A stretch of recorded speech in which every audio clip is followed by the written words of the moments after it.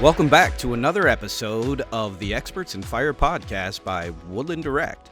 I'm Mike Vennard, and with me today is Randy Mowry, and today's topic is the hazards of installing gas products without a professional. Let's get into it. Hey Randy, how you doing today? I'm awesome. How you doing today, Mike? I'm great, man. The sun is shining. It's a beautiful fall day here in Michigan.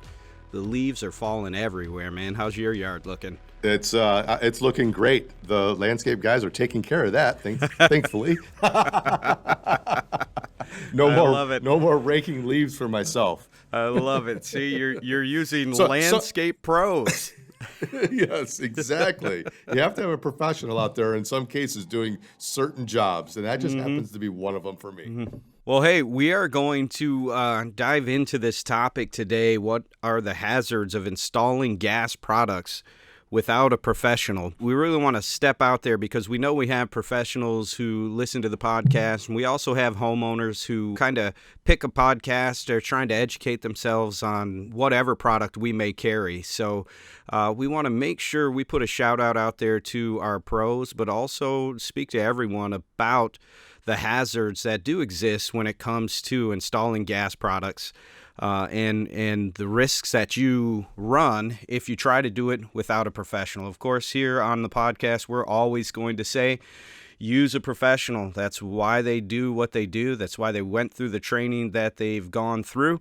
And so we're going to speak to that today, Randy. That's a fantastic topic, because there are a lot of things that you really do need a professional for. And just because a person can do it themselves doesn't actually mean that they should, Mike. That's a great point. That is a great point because there are a lot of things that I can do by myself. And then I get, elbow deep into them and go, what was I thinking? There's no way I want to put my family's safety in harm's way. So, let's just jump into the easy one with this, and that is local codes.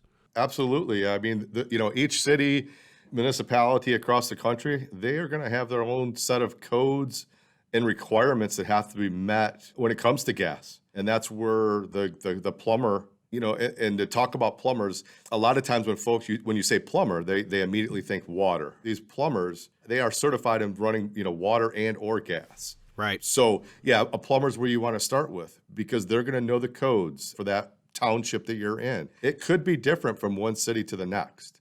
Absolutely. My oldest son has been studying to take his general contractor license test. And it's amazing to me, just the code book here in the state of Michigan. If you're not aware of particular things, you could screw things up. And really, it's not just for you, it's for the next homeowner as well. And that's something that's hard to explain when you're on the phone sometimes with somebody who really wants to do something themselves. You have to be thinking in terms of not just how is this house going to look, this home going to look when I'm done renovating it, but how is it going to pass on to the next person? And that's where that gas pro has done all the research. He knows all the codes. He knows how it needs to be done. And it's just super valuable for people to know and understand that. It's imperative that you know the codes, understand the codes as a pro. So that's one reason we lean on pros pretty heavily is because they need to know that. Can you think of any scenarios in your experience, Randy, where even a pro, thought the installation went well and was all up to code, and then it all fell apart? Not off the top of my head where something has fallen apart. Now, I have found where a homeowner has tried to install something themselves and they did do it themselves and it had fallen apart and they ended up having to call a pro out and repiping pretty much everything because it was so outdated.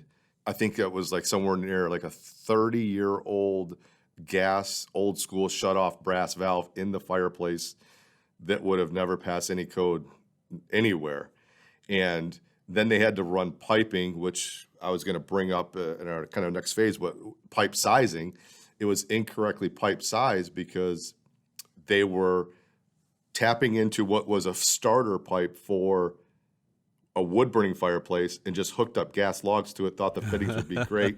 Well, unfortunately, nothing worked properly. and come to find out that, yes, they had to replace all of the piping all the way out to where it was originally teed off. The sizing was incorrect.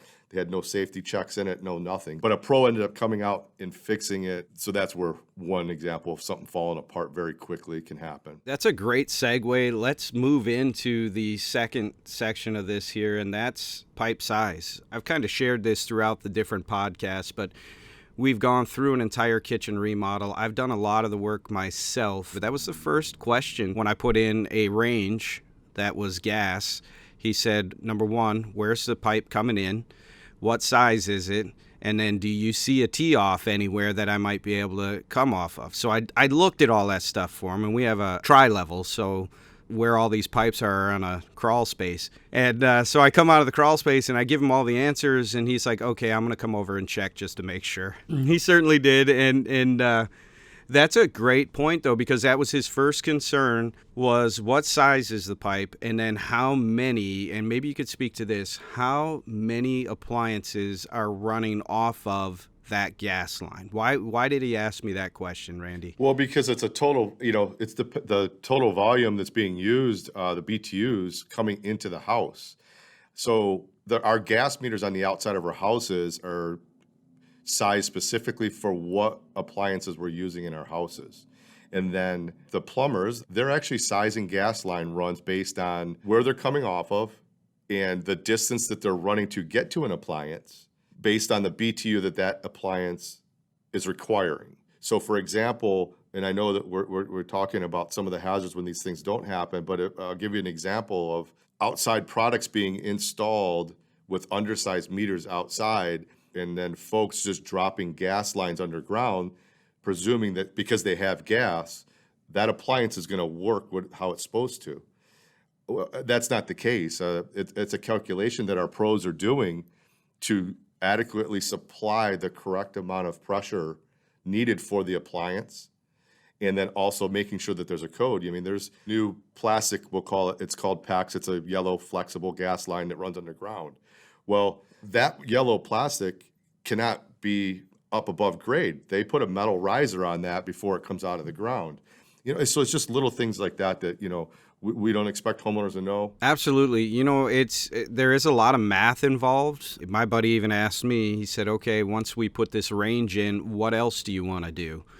And I said, well, I am looking at a fireplace over on that side of the house, and I just kind of walked through the plans for the future. Really, it helped him determine if he wanted to spend the time running this line to the range or if he wanted to change out the main hub to start. What people tend to think is if I just tap into this gas line, I'll have gas. But that gas line is only capable of pushing so many BTUs through it. And every time you tap into it, it decreases.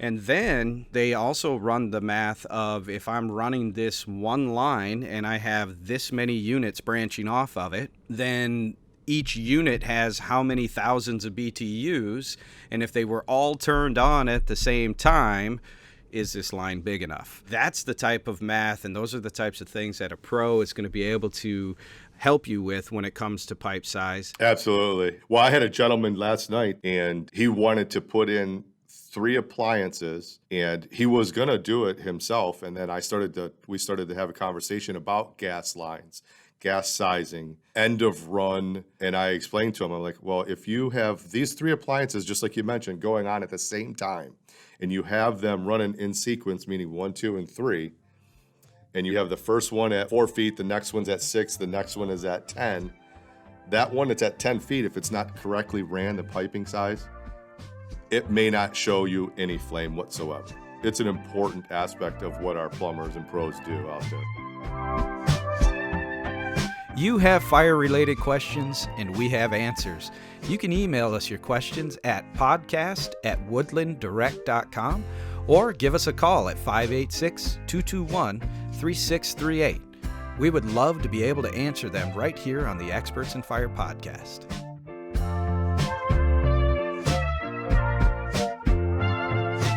I mean, let's segue from that. And just so everyone is aware, pipe size is a hazard because if you don't have enough pressure, you can still open the valve and end up with some gas leaking into a space. And I'm careful when I say that. I shouldn't say open a valve, because typically that is coming from a pilot flame. But we have run into scenarios where people were trying to even start a barbecue grill. And you open that valve on the grill, and there's just not enough pressure to ignite, but there's still gas leaking out of that open valve. So you have to be careful. It's definitely something that we work with on the inside of people's homes as well as on the outside.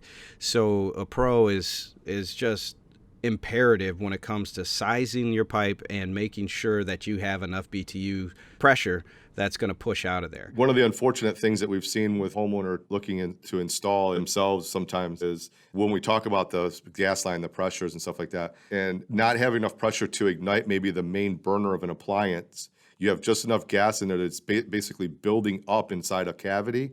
If somebody attempts to go and say, well, I wonder why that's not on, let me just try to light it with a match. Well, then all of a sudden we have some type of explosion, mini explosion. Somebody can get seriously hurt if a given cavity is built up with gas. Leading us to our next segue is like just leaks in general. You know, you could have a leak into that area. Maybe the pipe is leaking because it's not tight. It doesn't have the correct material on the threads. It wasn't leak tested. In the same scenario, so we have gas leaking into a cavity, and we could have an explosion. Something, dramatic could happen very easily. It's carbon monoxide, it's CO. I mean, it's going to get into the house. And it could make people very sick, and or people could pass away from it if it's not recognized because of an inadequate, unsafe installation. So it's really important. Yeah, that's a solid point. When it comes to leaks, there are a lot of potential issues outside of the movie style explosion. There are a lot of other health issues that can arise from improper installation. So you're right, Randy. As I watched him, especially when it comes to black pipe, I'm in a home that was built in 1974, and my sons are grown and moving on. So my wife and I are kind of hanging out in a smaller house, going, this is comfortable for us, but it's 1974 everything. Right. So right. You do a lot of different kinds of work, and I'm watching him work with that black pipe, and there's a way to do it, and there's a way to spin it, and there's a way to take it apart, and there are pieces that need to be put together before you connect the main piece. And he does it like it's nothing, and I sit there smiling going, this is way worth my cash.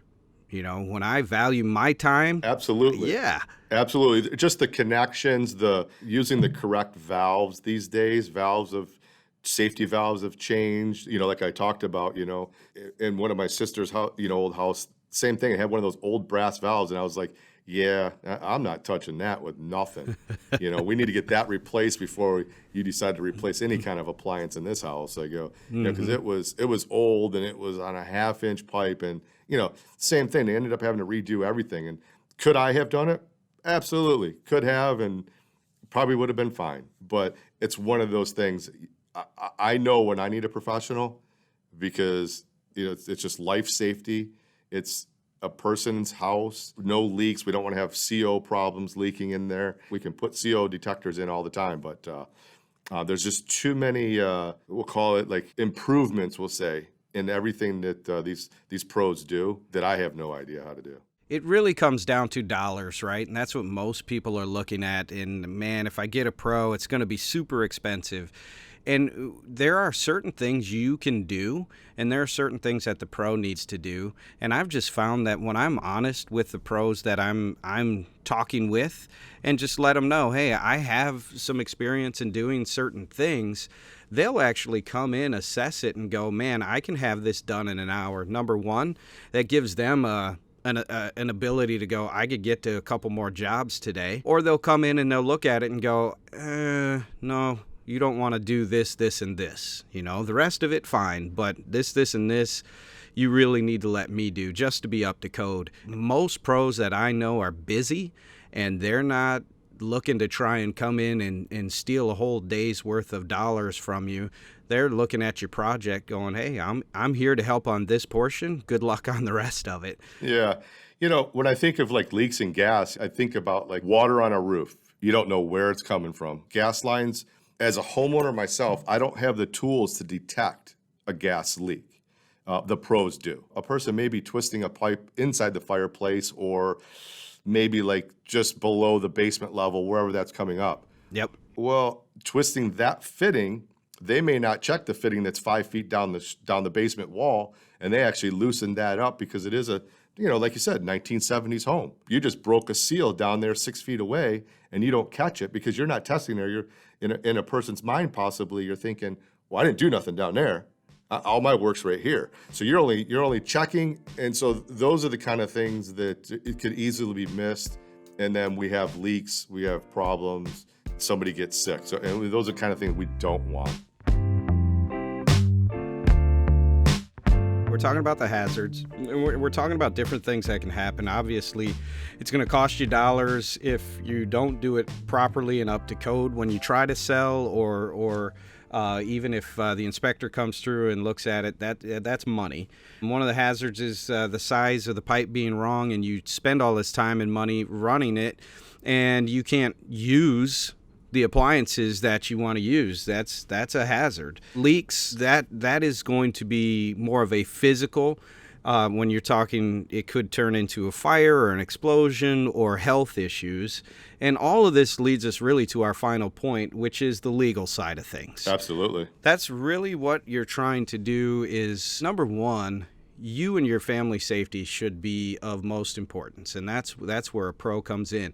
And I'm not saying every pro that walks in your door you should just hire. You need to vet pros as well. Yeah, I mean, because improperly performed home improvements can easily cause injury, and they will immediately avoid warranties. Right. And there's also the possibility it could void any type of like insurance claim. These are the kind of some of the, we'll call it the legal ramifications that could happen if something is done improperly. And then also, I think you had touched on it previously, is with selling your house. If this isn't not somebody's forever house and you have to go through an inspection to sell to the new owner, it may not pass an inspection as well. Yeah, and all manufacturer warranty is void if it isn't. And if that's the first thing you read in the manual for the product, they're serious about it. And we have good relationships with a lot of manufacturers, and that is where they just kind of they cut it off. If you try to go in and do this yourself and then get a hold of them for warranty, they're not going to have a conversation with you. That's the biggest pickup that I would say could come from this type of conversation is the pros who are out there actually building the products are saying there are certain things that folks need to be aware of when this is installed, and that's why we have trained people, and those are our folks. Those are our pros that are going to help install this so that you will have a safe running product, but also so that you can enjoy your amazing experience around fire. That is 100%, folks, why we want to share this hazards of installing gas products without a professional. We really lean on our professionals when we're out there talking with them. I know, Randy, you deal with and work with a lot of professionals, so they lean back to us for the information in terms of the product information. What does the manufacturer say about this product? How do certain connections work so that the unit will function properly? That's our professional side of things, but then their professional side is locally knowing the codes and running all the gas lines properly, making sure everything is in place and ready to be inspected so that this will be safe for the homeowner as well as for the next homeowner, and hopefully the homeowner after that. Well, excellent. Thanks, Randy. I appreciate it. This has been a fun time. And as always, to our listeners out there, if you have any questions, by all means, please get with us. We'd love to have some conversation with all of you guys and gals, so give us a shout. Randy and I want to thank you all for being with us today. Join us next time. Our next episode is going to be the top 3 most common mistakes when installing gas logs. We'll see you then.